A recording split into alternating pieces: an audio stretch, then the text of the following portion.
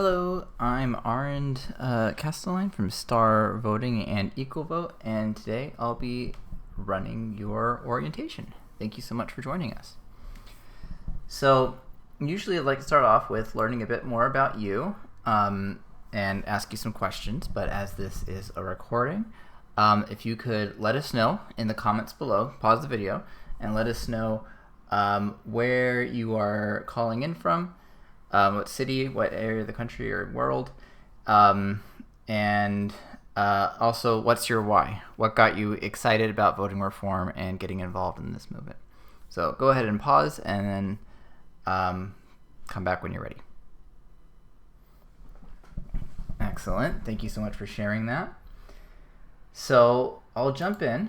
This orientation is split up into 3 parts. We have a 101, Q&A, and then an optional onboarding for those who are interested to get more involved in our community or as a volunteer. So we're EqualVote, and at EqualVote the idea is that we should be able to vote our conscience without fear of wasting our votes, and that the candidate who best represents the people should win. And the big reason we don't have that right now is because of our voting method, traditional voting method we call choose one voting, where we often don't feel safe to vote our favorite and are told to, we feel like we have to vote for a compromise pick and it's not safe to vote for our actual favorite. And the reason we have that is because of a problem called vote splitting. So under the current system, when there's 2 candidates, it works out just fine. So here we have Luke Skywalker versus Darth Vader. Luke Skywalker wins with a solid majority of 60%. Things work out great. But once you add more candidates, the system starts to break down. So once Luke gets more friends on his side, you'd think that would be a help, but under the current voting system, it ends up dividing and conquering their side and gives the win over to the others, can give the win over to the other side, giving us a non-majority winner that's not really supported by the people. And this fundamental problem of vote splitting leads to a domino effect and kind of ends up exacerbating many of the other problems we have in our political system. So it leads to the spoiler effect, which can allow a candidate opposed by the majority to win. To prevent this, voters are told they have to strategically vote for the frontrunner on their side. And this magnifies the influence of money in politics and entrenches disparities in representation for women and people of color. And voters who aren't strategic are told that they're wasting their votes. We see that factions feel like they need to gatekeep prospective candidates to prevent vote splitting on their side, and that magnifies barriers to entry for new candidates. That results in unrepresentative, inequitable outcomes. And over time, this leads to the increased polarization and two-party domination that we have today. So one of the reasons why we at EqualVote and myself as well are so passionate about this issue is because voting method reform is the smallest single issue that can, if you could just solve that issue, then that can go a long way towards mitigating all of these other problems. So it's like there's so many different areas we could be putting our energy into, but voting method reform is really the smallest reform that gives you the biggest impact. To fix this, we need a voting method or a ballot where you can show your support for multiple candidates. And there's been a number of designs that have been considered. So on the left we have the yes/no style ballot, where it's very similar to the current ballot, except you can mark on as many people as you like, mark as many candidates as you like. There's also the scoring style ballot, where you give an independent score to each candidate. And then there's the ranking style ballot, where you say first, second, third choice, etc. So these are all different ballot designs. And on top of that, each one has multiple different voting methods that you can use to determine the winner based on this information. So at EqualVote, we felt like we needed to have a set of criteria to help us understand and determine which voting methods are worth supporting. We came up with 5 of those. We believe a voting method should be simple, where it's easy for people to vote and understand the results. Should be honest, where voters are incentivized to vote honestly, have good incentivize good voter behavior. Should be expressive. Voters should be able to express their full opinion. It should be accurate, where the winner best results the will of the people. And it should be equal. Your vote should be worth the same as mine, regardless of how many people are on my side or which party I'm running under or which party I'm voting for, supporting. So when we line up many of the voting methods on these criteria, we see that choose one voting is simple, but it really doesn't do well on the other criteria. Ranked choice voting, which is probably the most common alternate voting method in consideration at the moment, that one we find is expressive, but it also doesn't do well on these other criteria. So that's why we don't actually endorse choose one voting or ranked choice voting. The 3 that we support are approval voting, ranked robin, and star voting.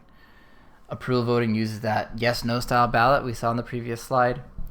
Ranked robin uses the same ranked ballot as ranked choice voting, but has a much more accurate way of tallying the results.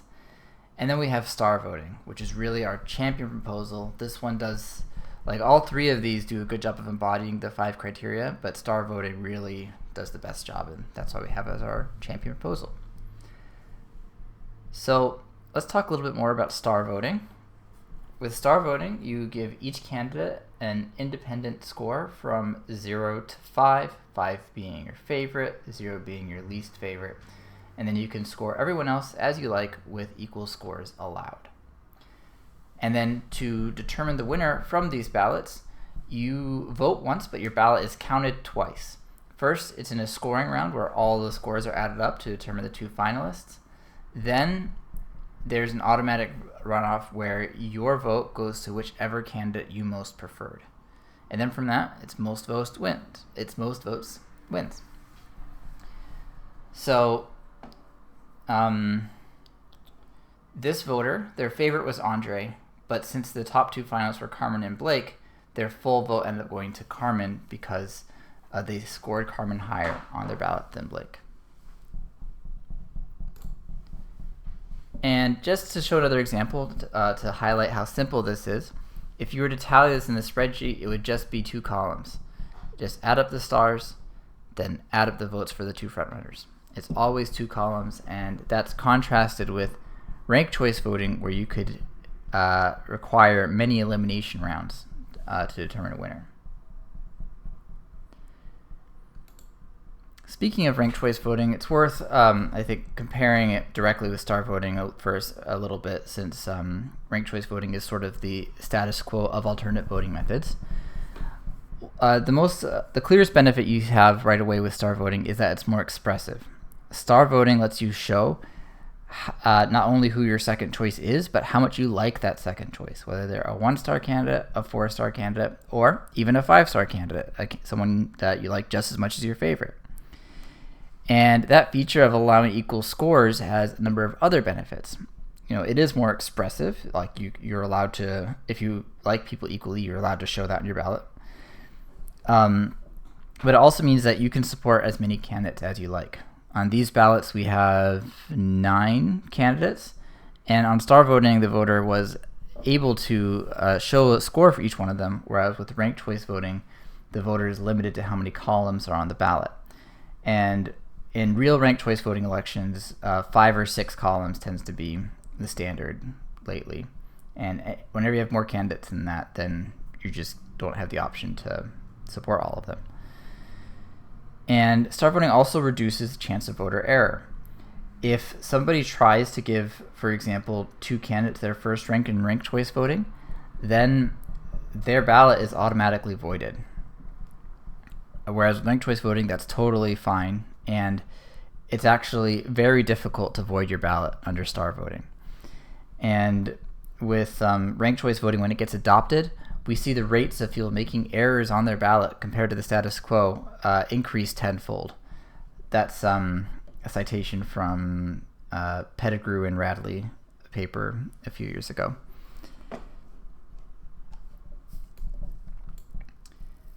So a little bit more about our organization. We're actually two organizations. We are EqualVote, which is focused on education for better voting methods in general. That's a 501c3 nonprofit, meaning that donations are tax deductible. And then on the other side, we have Star Voting, which you can find out more at starvoting.org. This is focused specifically on Star Voting promotion and campaigns. I should say it's called Star Voting Action is the organization. And it's a 501c4 nonprofit, meaning that donations are not tax deductible. So as the terms are floating around, hopefully that helps clarify that. And now let's do an exercise. Enough of me talking. So I'm going to have you head over to bettervoting.com, meta_pets. This is a voting website we've been working on. And if you fill out this poll, you can show who your favorite pet is using 4 different voting methods. So as you fill it out, it'll look something like this.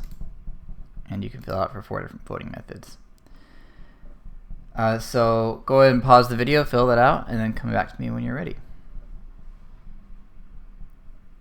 All right, welcome back.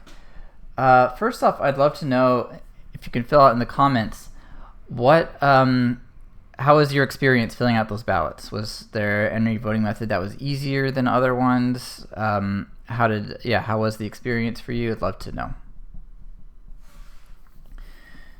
So when I go through this in person, a lot of times people like Star Voting, because when you're filling out the ranked choice voting ballot, for example, you have to be worried about the different error scenarios. It can be hard to decide which candidates give your ranking to. So there's that extra overhead. Whereas with Star Voting, it's easier to go through and kind of fill out your favorites in one pass. And then of course with Choose One voting, a lot of people say this is the hardest because you can only pick one. You have to strategize. It's really hard to just pick one when you have opinions about more of them.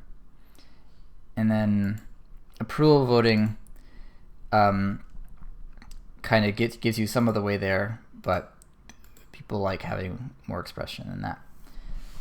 So after filling out the ballot, you'll be able to see the results. So we can go ahead and walk through those together.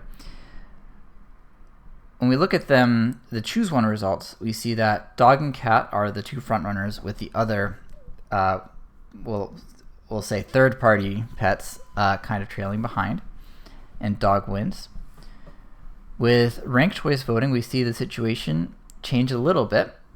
We see that dog went from 48% down to 45%. So maybe we're seeing some of this other pets kind of have their support increase a little bit. So maybe we're seeing people feel a little bit more comfortable switching their first choice when they are able to show more rankings. And then we see after all the tabulation is done, in the final runoff, we see dog wins with 51%. So ranked choice voting gives us a little bit more information in the sense that people get to be more honest in that first round, and the other pets get to have their votes transfer. But it still doesn't show us that much about the full support of all the pets. When we switch to approval voting, that starts to change quite a bit. So we see that cat and dog have drastically increased support, and that's actually one of the cool things about approval voting. You could have multiple candidates with 60-70% support still vying for a stronger mandate. Whereas with Choose One and ranked choice voting, you have this natural stopping point at 50%.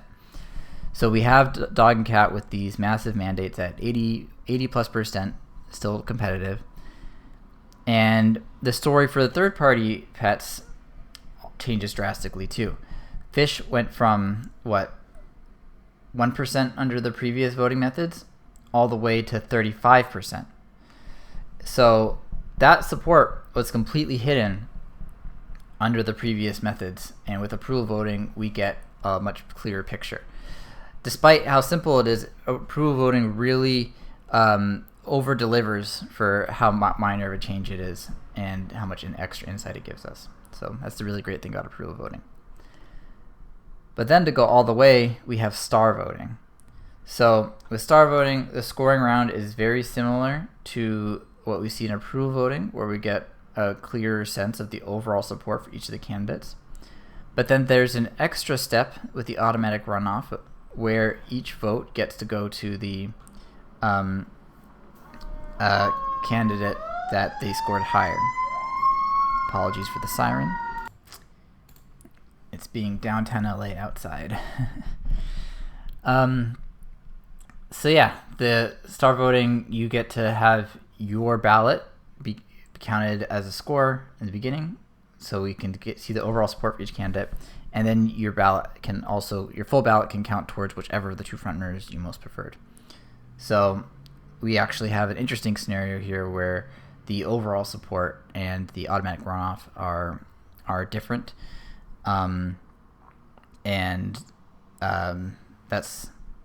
that's something that can sometimes happen. But in the end, each vote counts as one vote for whichever candidate they most supported.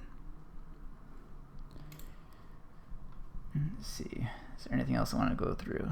So yeah, I encourage you to check out the race details as well. There's lots of stats you can browse at your own leisure. We can see that some people gave dogs and cats the same support, but those who did, overwhelmingly, they like both of them at 5 stars. We can look at the average supporter profile, which is also interesting. We can see that for the people who gave dog 5 stars, on average, their next choice was cat, and then after that, rabbit was their next choice. So that can be interesting to look at. And for ranked choice voting, you can also see the full tabulation rounds and the extra details as well. So I'll leave you to peruse that further. I've probably talked enough about it. And let's jump back into the slideshow. So we went through that. Great. If you think other people would enjoy that exercise, feel free to share it with them. bettervoting.com/meta_pets. And you're also welcome to use bettervoting.com to create your own elections. You can create elections using a variety of different voting methods, multiple races, and it's also a great option both for casual and official use cases. Most recently, the Python Steering Committee has used bettervoting.com using star voting to elect their steering committee.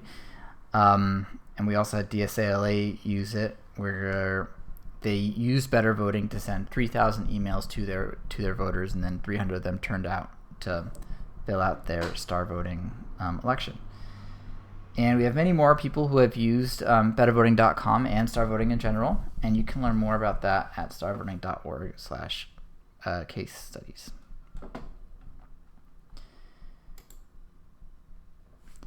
And since we just showed the pet results, I wanted to kind of also show a real world example doing a similar exercise. So in New York City, they asked voters who they wanted for president back in, I think this was 2012. So if we look at plurality and the first choice preferences under ranked choice voting, we see a very similar story here. Obama wins in a landslide, with Romney in distant second, and then all the third-party candidates trailing behind. Maybe ranked choice voting shifted the results a little bit, like we see a little bump for Stein and maybe some of the other third-party candidates, and a little bit of a drop for Obama, but overall it didn't change too much. And even though voters gave many more rankings, because Obama got over 50% in the beginning, this is all voters would ever see in a ranked choice voting contest, despite having a lot more information. That's different in the other methods, approval and star voting. So in those scenarios, when you're actually counting up all the data from the voters that they put on the ballot, the results are very different. Jill Stein in particular went from 2% support all the way above 50% support. So even though the results are still the same, Obama still won in a landslide, this gives a very different picture of what the electorate wants. And we wouldn't expect to see this in all elections, but for New York City, it makes a lot of sense to me that Jill Stein, the Green Party candidate, would be the second choice instead of Romney, the Republican. And this can make a very big difference for third parties in future elections.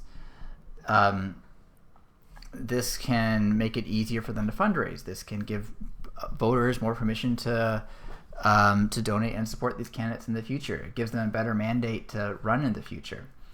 So even though they didn't win this election, this shows how something like approval or star voting can really change the dynamic and create a leveling of the playing field for more groups to participate.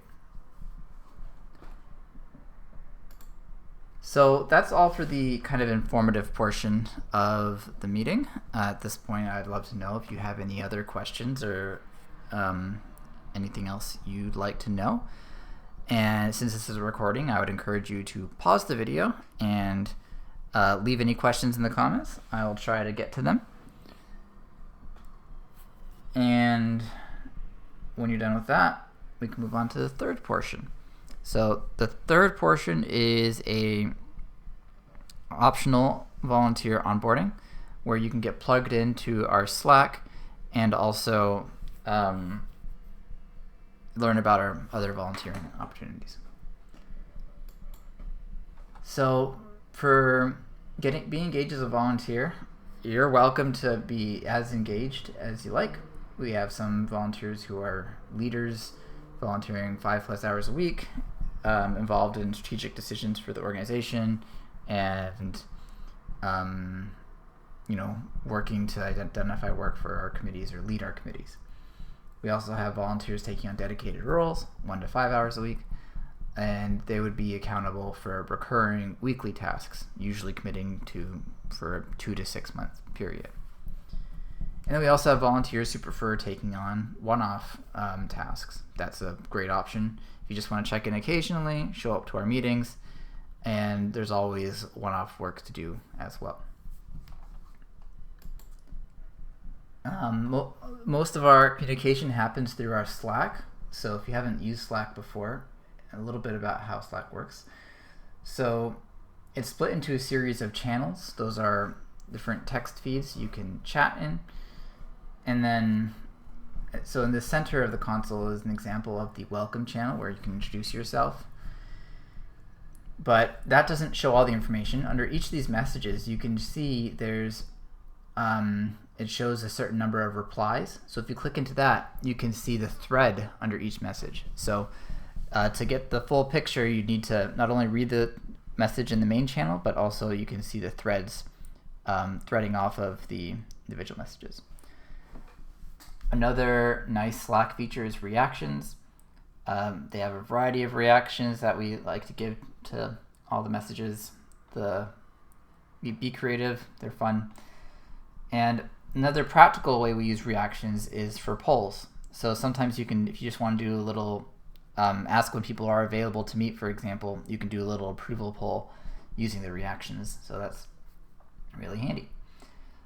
Then if I go back on the left side, there's also direct messages, which are handy, although I encourage to keep as much communication as possible in the channels so everyone's in the loop.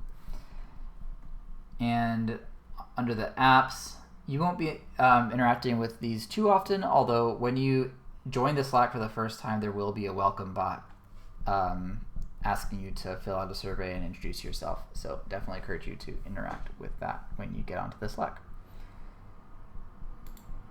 All right, some general tips for volunteers. Be communicative. Turn on your Slack notifications so we can at least DM you if we ever need to get a hold of you specifically. So yeah, whenever you're working on something, it's just good to have us in the loop. If you're stuck, I want to be able to help you. If it's been a while, it's good to check in. Just let me know that you're still working on things. And yeah, if you don't have as much time as you thought you did, that happens, very common. Also would love to be in the loop there. So be communicative, super helpful. All skill levels are welcome.